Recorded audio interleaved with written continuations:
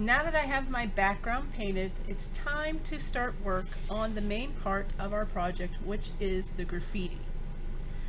One of the key components when I start planning out my colors is contrast. I want colors that are going to show up against each other. So I've shown you my acrylic version before. So for this one, I chose the colors of blue-green and yellow-green for my letters. And again, I was looking at some examples of graffiti online. I like this color combination, so I decided to use it in my own. Once I had the letters and their colors chosen, then I had to think of what am I going to eventually do with my three-dimensional part of my letters. I needed something that wasn't going to be similar in value or color as the face of my letters. So I went with darker colors, and in this case I went with blue, purple, and purple. Then in the end, that leaves our key line and our decorations around our graffiti. Decorations, again, I want some contrast, so I went with a simple black and white structure. And my key line, I wanted it to be a complementary color to the face of my letters. So I went mainly with my blue-green color, and I chose a red-orange color for my key line. So in my watercolor version, I'm going to use some different colors, experiment a little bit. So I think for the face of my letters, I'm going to work with red-orange and yellow-orange.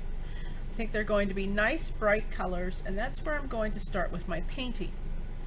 So I have a choice here, just like I did in the background. I can work with wet on wet, or I can work with wet on dry. If I want something more segmented like I have in my acrylic version, then I would probably work with wet on dry. That way I get a nice hard line between my colors, just like I have here in the acrylic version. But watercolor, and what is wonderful about watercolor, is that with the wet on wet version, I can have a much easier application of letting those colors blend together. So if I wanted my red orange and my yellow orange colors to kind of blur and blend, then the wet on wet technique is going to be great for that. It's going to be easier to do in watercolor than it would be to blend colors in acrylic. So I think that's what I'm going to do, is work on wet so that I can have some color mix between my red orange and my yellow orange within my letters. So I'm going to mix up my paints. So just like before, I'm going to activate the paint colors I want. So I'm going to need red, I'm going to need orange, and I'm going to need yellow. So I'm going to be working with these three colors at the moment.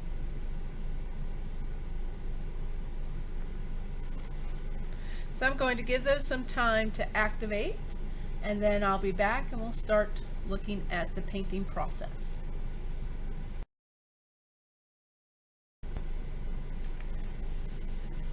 So I've given my paint some time to soften up. And what I'm going to do is mix up my colors. So I want to use a red orange and I want to use a yellow orange. So I'm going to once again take my palette, in this case it's a styrofoam plate, and I'm going to transfer those colors over onto my plate. So I'm going to use a larger brush here so I can transfer more paint at once.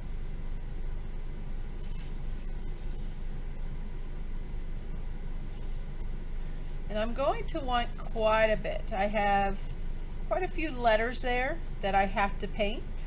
So I'm going to want to mix up quite a good amount of red orange and yellow orange. So just like I demonstrated to you before, I take my paintbrush, I pick up paint from my palette of paints, and I am transferring it to my mixing palette. And I like to twist my paintbrush on the mixing palette to help force that paint out. I'm getting low on red paint, So I'm going to pick up some more water and start activating some more red.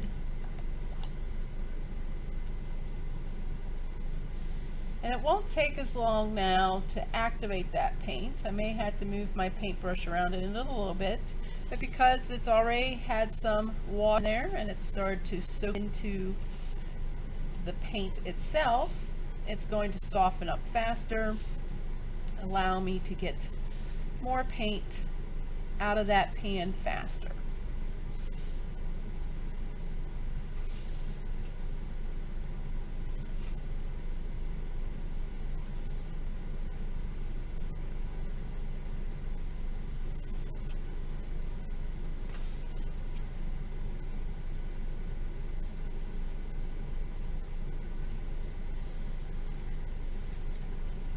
So now that I have a good amount of red paint pulled over, I'm going to pull some orange paint over. I'm going to put it near it.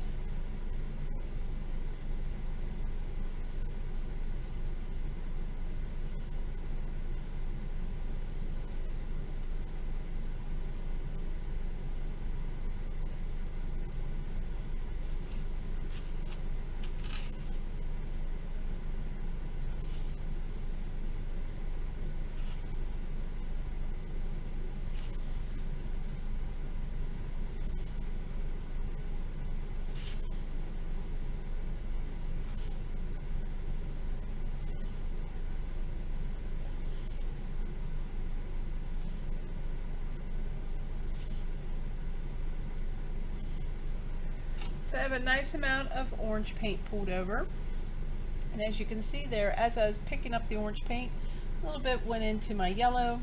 So once again, as I talked about before, I just use another paintbrush, soak up that orange paint, and wipe it off onto my paper towel.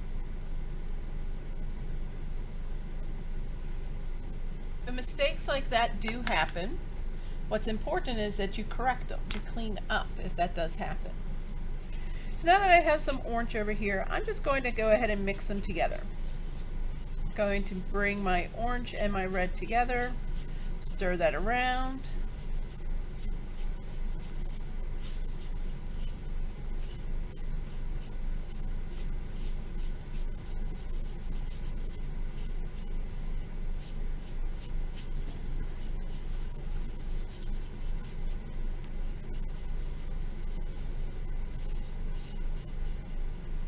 And I'm going to give that a test.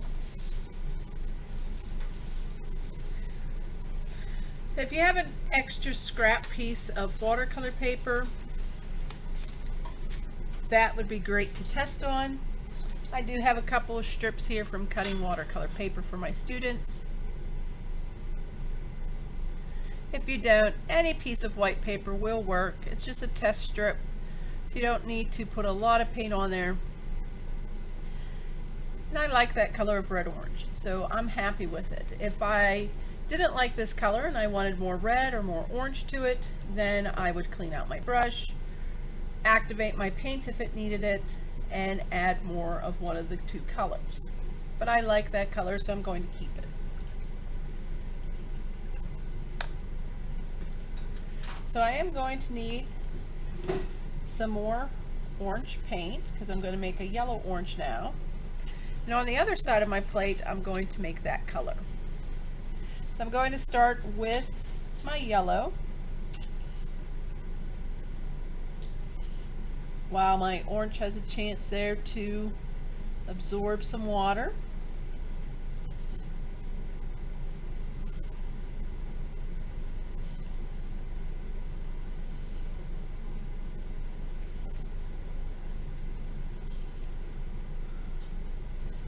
And I'm going to need more yellow paint there. So I need to add more water.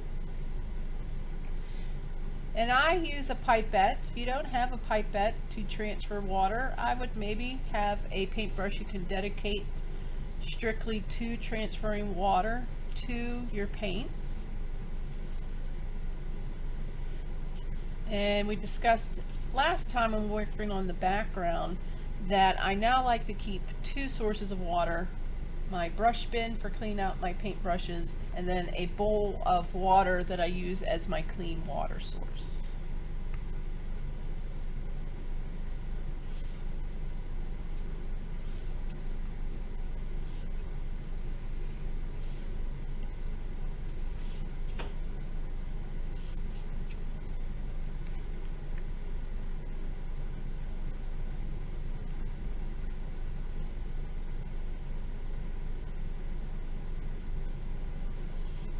I'm going to transfer over a lot of yellow paint. And that is because yellow is such a light color. I'm not going to need as much orange mixed into it.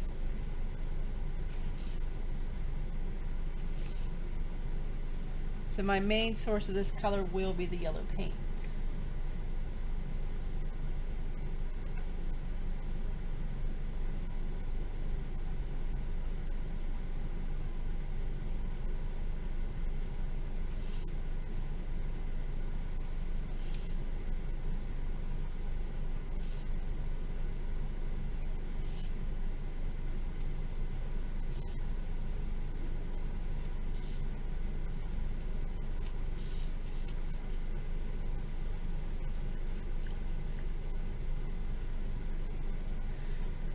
So now that I have yellow transferred to my plate, I'm going to pick up some orange.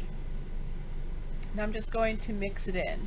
Usually for the yellow orange I'm looking for, it's going to take about 1 brush full of orange paint.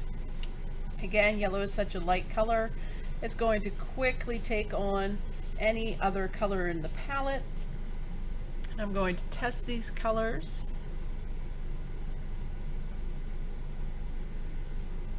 And I'm using the same test strip so I can see what it looks like up against my red orange. I think I'm actually going to add a little bit more orange to that color.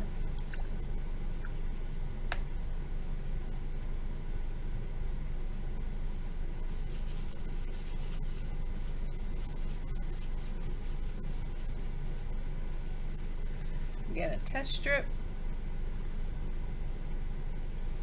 And I like that yellow orange better, so I'm going to go with that. So now that I have my colors, I'm ready to start painting my letters. Now when it comes to your graffiti, you could have started with the key line and worked like we did with the background, from the background forward.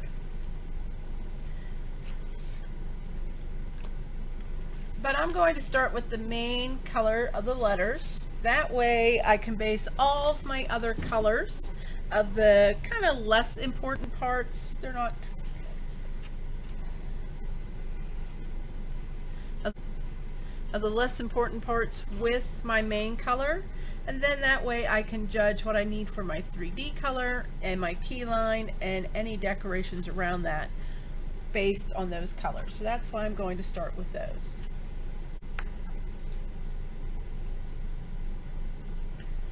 So I'm cleaning out my paintbrush. I'm going to, as I mentioned before, work with the wet on wet technique. So I'm going to choose any letter, doesn't matter which one, and I'm going to wet that letter. And again, I'm just wetting the face of the letter.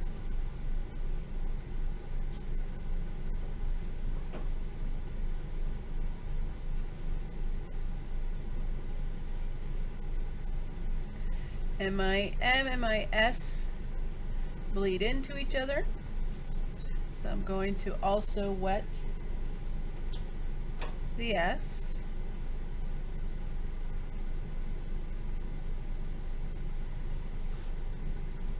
And I'm looking for the texture of my watercolor paper to look shiny. I don't want it to look smooth like a sheet of ice, but I also don't want it dry. So you got to kind of look at your watercolor paper from the side. And while that is wet, then you want to come in and start adding your colors. So I'm going to put my dark color up top.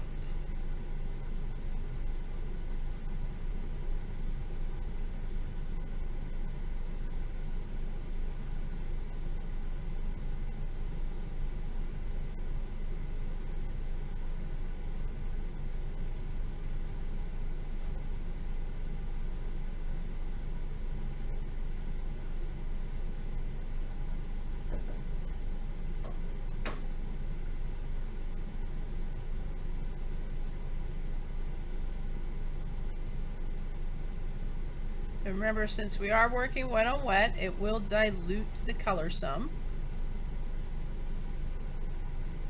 And while that is wet, I'm going to clean out my paintbrush.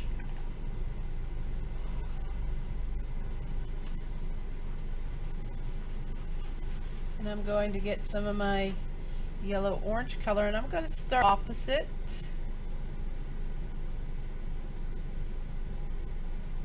And work my way towards that red orange color.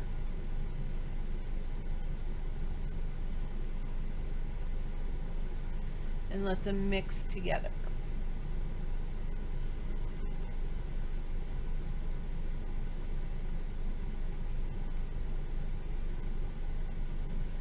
So when you're working with wet on wet, you have to work quickly.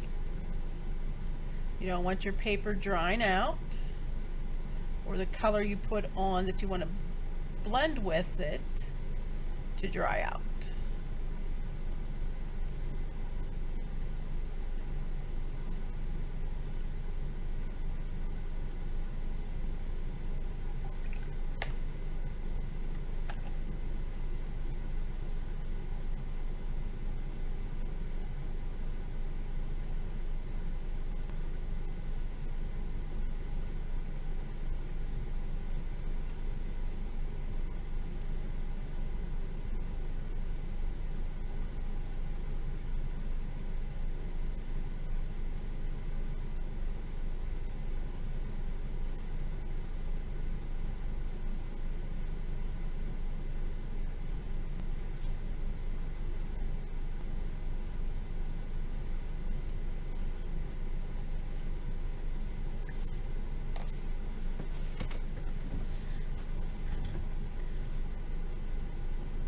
So I'm happy with that letter. I'm going to let that dry just because it does overlap with my B here. So anywhere on the face of your letters, since my B, A, R, N, E, and double T's all mixed together, I'm not going to care where that bleeds together at. But since my S and the dot after the MS overlap the B somewhat, I want this to dry first so that it doesn't bleed over into this. I want a clear distinction between those letters. So anywhere you have a distinction started in the drawing of the letters, you want to continue with that distinction in the painting of your letters also. Now if you do have where you went outside any lines, like here I did get a little sloppy trying to work quickly, I'm going to work with clean water and a clean paintbrush, moist, and I'm just coming in, wetting that area, and then wiping that paint off onto a paper towel. So if you do go over top of your lines or outside your lines, you can clean that up with a paintbrush that is clean, dip it in some clean water, and then wipe that paint that the paintbrush will lift off of your paper onto paper towel. And that's how you can clean up any place you may have overpainted while trying to work quickly. So you don't want that paintbrush to be soaking wet.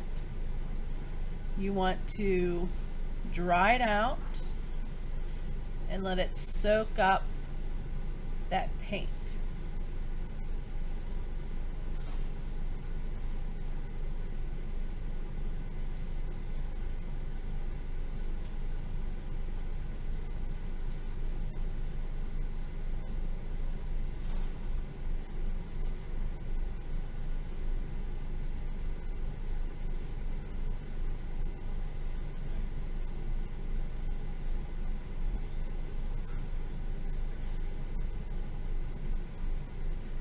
Okay, so I'm going to let that dry and then we'll work on the rest of the letters.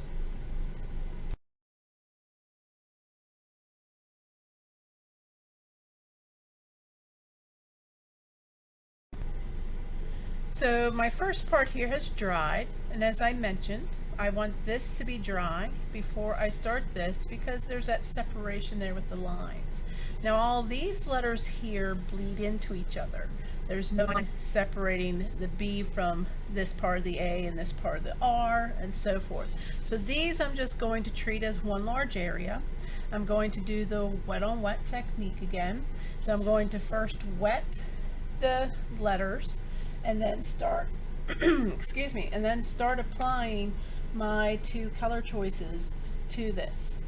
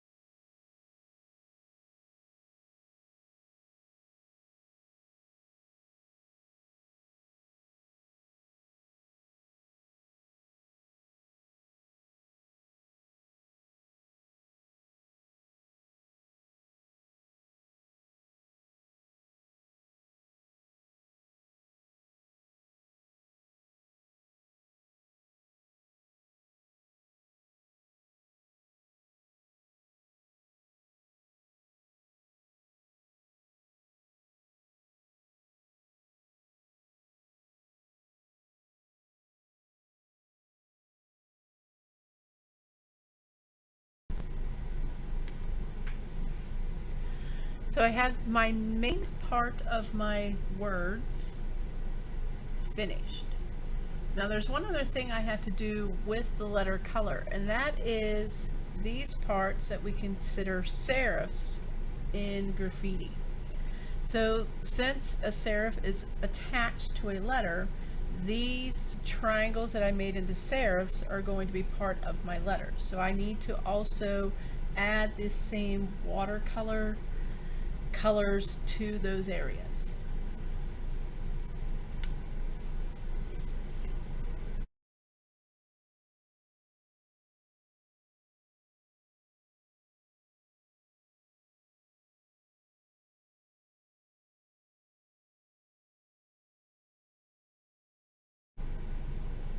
So I've now finished the main body color of my lettering. Now I can leave it like this and go on to my shadows, which is the next step. I'm going to do my three-dimensional perspective. But I like to add a little bit more of mine, especially since I have letters that merge with each other. I like to come in for mine and this style of lettering and add a little bit of a stroke or a darker outline around my letters, so that I can then identify these little parts that overlap that I had in pencil. So again, it's up to you how you are painting and decorating your graffiti. What I'm going to do for that stroke is I'm just going to mix up a darker red-orange color. I'm going to most likely do that through the application of adding some black paint to it, as opposed to a complementary. And that is because I am looking to darken the color, not dull the color. If I wanted it to be more dull, not as bright or intense, then I would use the complementary. But I'm just looking to take that red-orange color I have and just make it a darker shade and not a less intense color. So I'm going to mix up my dark red-orange. I can go ahead and apply it to the MS and the BARNETT because those are dry, and then I'll also add it to my serifs when they are dry.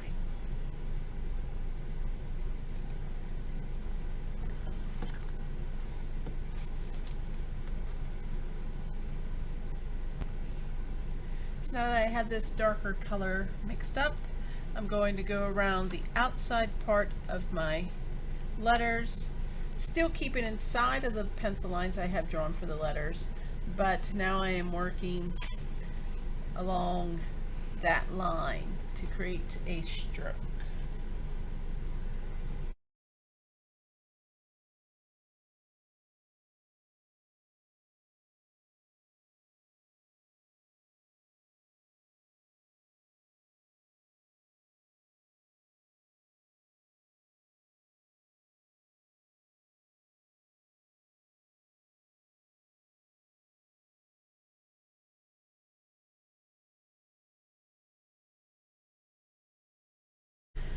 Okay, so if that happens to you like it just did to me, where I just dropped my paintbrush, I'm just going to try to lift it as best as I can.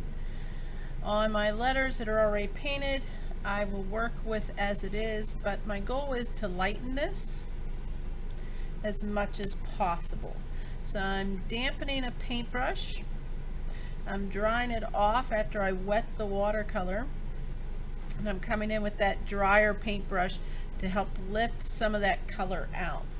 Now the other thing that might also work, and I did have a piece of one here, but it seems to have, there it is a Magic Rub eraser from Mr. Clean. If you wet the white part, and that's the part you need if you have one of these, if you wet the white part, it will pick up some of the pigment of watercolor. I don't like to scrub it, and you want to just be careful, especially areas that are already painted. So like I got some on my shadows of my brick here. And I try not to make my Magic Rub eraser too wet. And I'm just going to tap it in those areas and hope that I just get most of the brown off of there, or the dark red-orange color that I created, and not lift too much from the brick. Now the nice thing is, since this is graffiti and I was already working with a idea that the brick were on a more aged area, that color can just read as slight dirt, or graffiti is not always the cleanest of applications of art. At times you have some that are very good graffiti artists, and you have some that are not quite as good, and I can just count that down also as my graffiti just isn't very good, and I've had troubles with my quote unquote spray can while creating my graffiti art. So it is salvageable. Is it something that I wanted to happen? No. But since it has, I'm not going to give up or quit. I'm just going to work with what happened, get it cleaned up as best as I can, and go on from here to see what I can do to help further salvage this.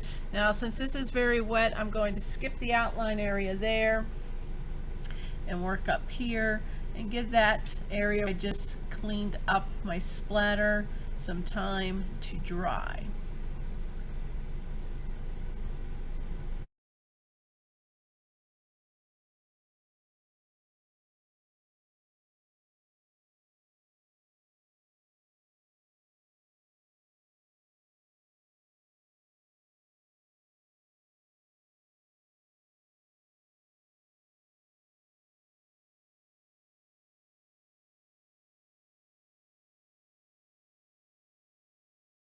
Okay, so I have the stroke painted.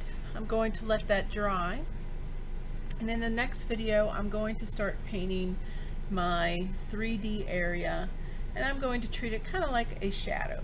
I'm going to make it darker. So the most important part here is that I'm going to contrast it against the coloring of my letters. I'm not going to use complementary because I'm saving the complementary for my key line, which is that area that surrounds our entire graffiti. But I am going to go with a color that is not in the warm color family. So that's going to leave me with my cool colors, and most likely similar to what I did in my acrylic version that I showed you, I'll probably go into the purple, and blue range, just because I like to associate those colors with shadows, as we talked about in our Drawing with Emphasis project. And that is going to be my next step. So in the next video, we'll start looking at our three-dimensional effect to our lettering and painting